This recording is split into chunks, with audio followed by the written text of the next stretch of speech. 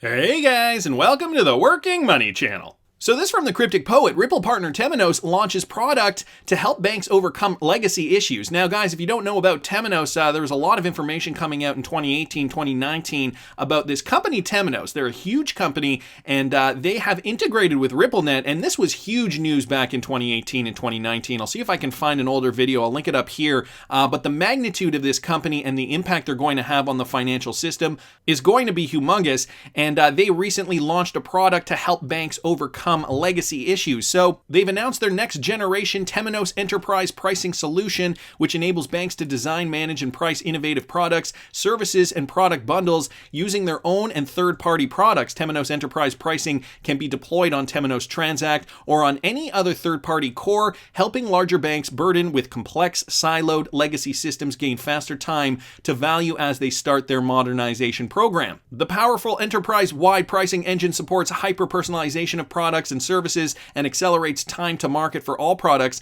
increasing the bank's profitability. So this is a step in the right direction. Of course, these banks are going to need to modernize, as they mentioned down here, and Temenos is now integrating the possibility for that for larger banks. So larger banks are typically operating on large legacy technology stacks that often with multiple core capabilities and disparate systems or product silos. These banks are struggling to compete with fintechs and neobanks whose agility allows them to rapidly launch differentiated products and attract new customers. So just goes to show you where the world is going with banking specifically, and the fact that, you know, these banks on legacy systems need to adapt quickly, and Temenos, who is Ripple enabled of course, is now able to help banks do just that. We've also got this news, this coming from Ian Northing here on Twitter. Citi extends partnership with Volante for ISO 20022 migration. So this coming out just yesterday, Citi extends their partnership with Volante. We know Volante Technologies is a partner with Ripple, and they're a global provider of payments and financial messaging solutions in the cloud. And Citi Treasury and Trade Solutions, they've announced deepening their long-standing relationship to accelerate the bank's adoption of the ISO 20022 standard, financial messaging standard across its global payments operation. The shift to ISO 20022 is gathering steam. Guys, this is going to be the new standard. Ripple was one of the first companies to jump onto this, and so this is going to be the new standard for the financial system.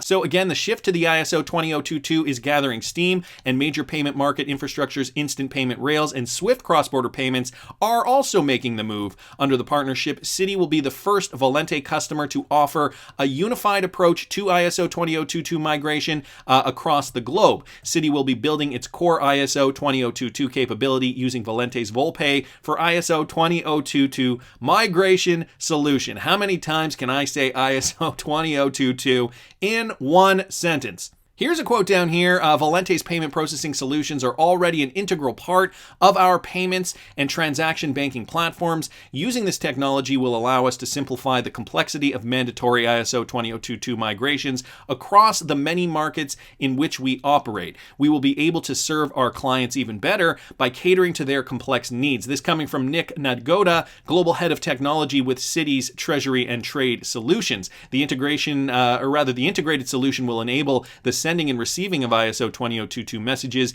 and the usage of the ISO 20022 enhanced data throughout the transaction lifecycle for sanctioning, screening, AML monitoring, reporting, and reconciliation. So these guys moving into the future, of course, integrating with this new protocol. I'm not going to say it again. You guys know what I mean, and this is great because we know Volante, a Ripple partner. So thanks so much, Ian Northing, for posting that. I'm going to move on, guys.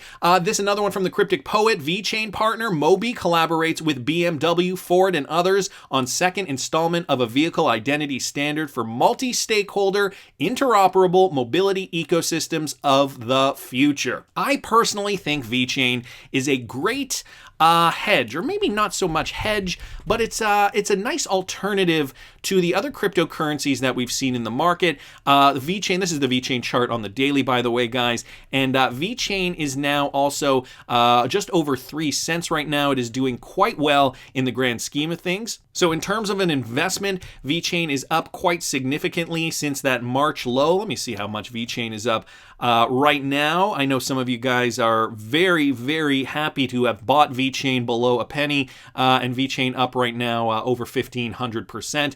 I do still think that Vechain has room to grow. Of course, we are still waiting an altcoin rally, altcoin season as they call it. And so, I mean, I don't know if I would necessarily buy Vechain right now, but it is a great coin for many different reasons. So leading automakers and technology companies advance blockchain vehicle identities that could help buyers avoid cars with incorrect mileage, maintenance, or damage histories.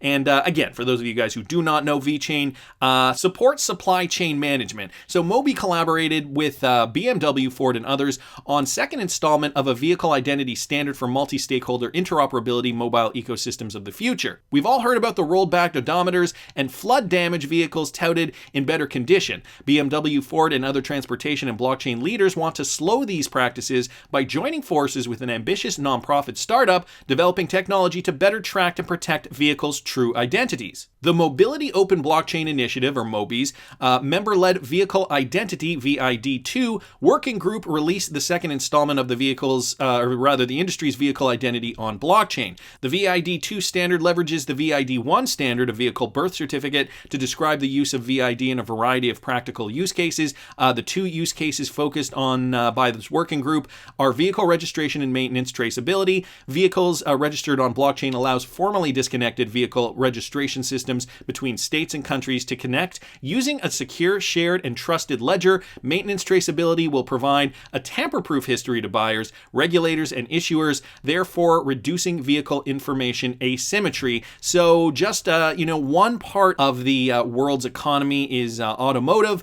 and but supply chain is such a big problem around the world with counterfeit goods and with vehicles. Of course, there's attempted fraud in all sectors, and so in this specific example, they're talking about the rolled back odometers or flood damage on vehicles, and people try to hide that when they're selling vehicles. And so Vechain provides that traceability, and they are now this Mobi initiative is going to further the traceability of these types of vehicles moving forward. So I wanted to thank the Cryptic Poet for posting that. And Lucky John _XRP on Twitter sent me this next thing, and it was retweeted out by Wrath of Kahneman. So I got to give both of these guys credit. Perhaps someone can look this up. Was posted on XRP chat. The Delaware Chancery Court issued temporary restraining order Friday limiting Ripple's cryptocurrency transactions and stock redemptions until Tetragon, I think that's supposed to say Tetragon, can sell back its stock. So he listed the Law 360 link here.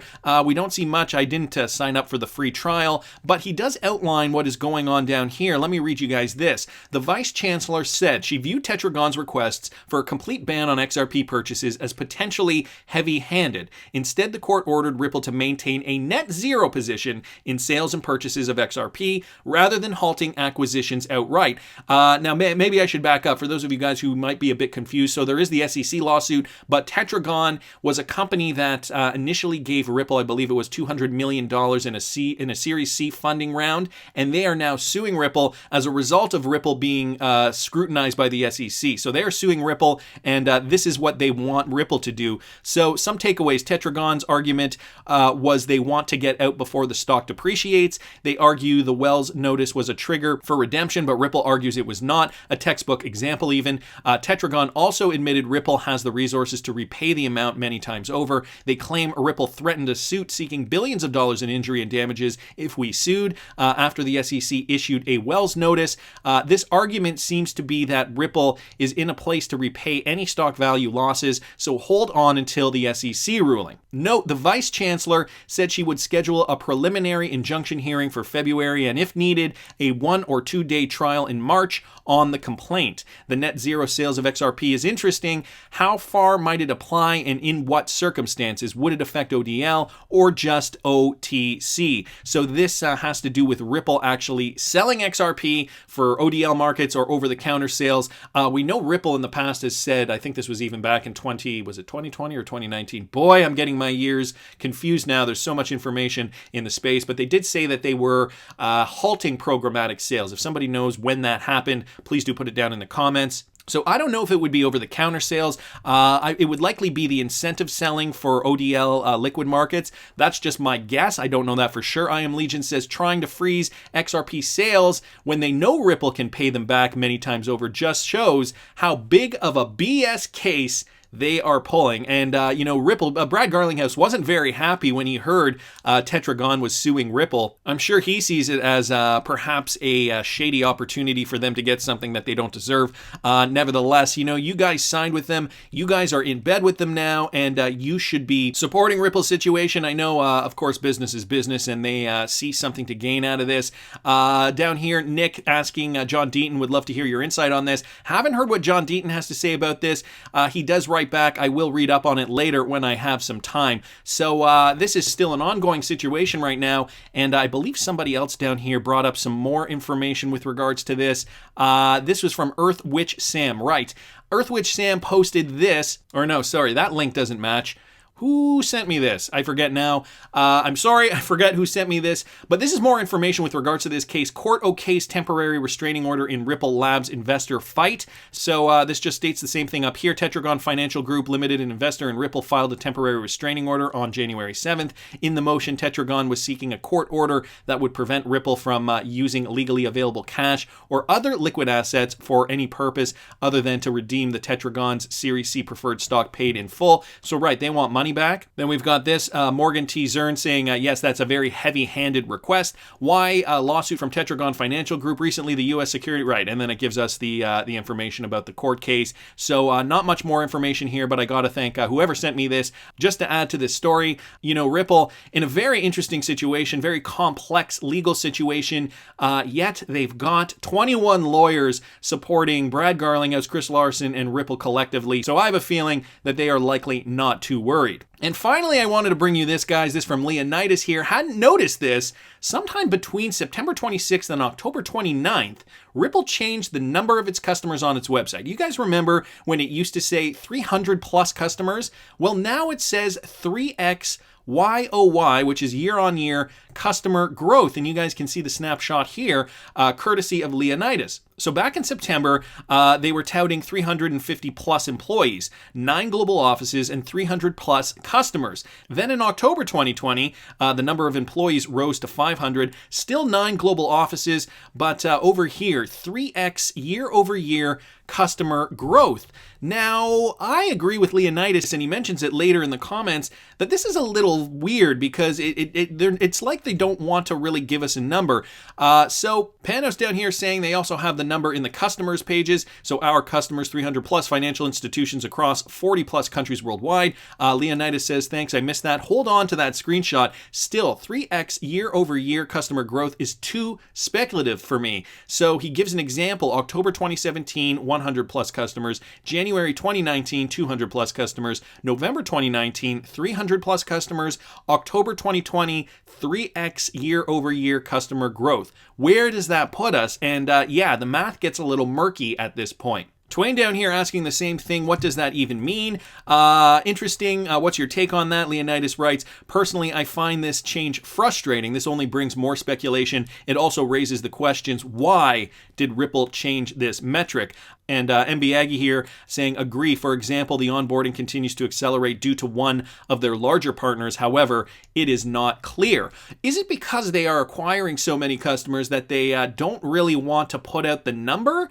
Or is it because too many people in the XRP community are looking too much into this, and so they want to make the information as vague as possible, not just for the XRP, I'm being a little facetious here, that it's because of the XRP community, but even for their competition to see their growth. 3x YOY customer growth is way more vague than 300 plus customers. If they kept updating this to 400 plus, 500 plus, maybe it would be a signal to their competitors, boy, we really need to jump on this.